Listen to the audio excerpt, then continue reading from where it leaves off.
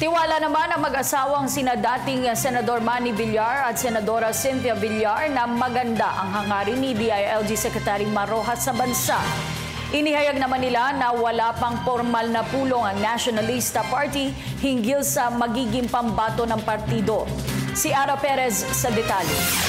Nagpaabot ng pagbati sina Senator Cynthia Villar at dating Senador Manny Villar kay DILG Secretary Mar Rojas sa formal na pagkakapangalan dito bilang standard bearer ng Liberal Party para sa 2016 national elections.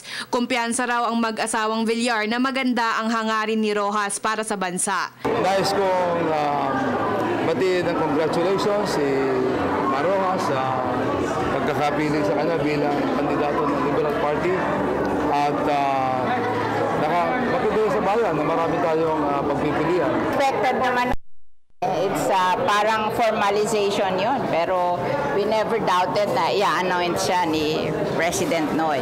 Wala namang pressure sa parte ng Nationalista Party sa pag-aanunsyo ng sarili nilang standard bearer dahil hanggang ngayon ay hindi pa raw formal na nagpupulong ang mga kasapi ng partido. Nakikita natin na nandideklarahan na sila at kami naman yung mga partido na kung sakasakaling wala kami kandidatong presidente, hindi pa namin alam dahil hindi pa kami nag-uusap-usap ng pinal. Gusto muna namin makita yung kung sino yung ibang kandidato.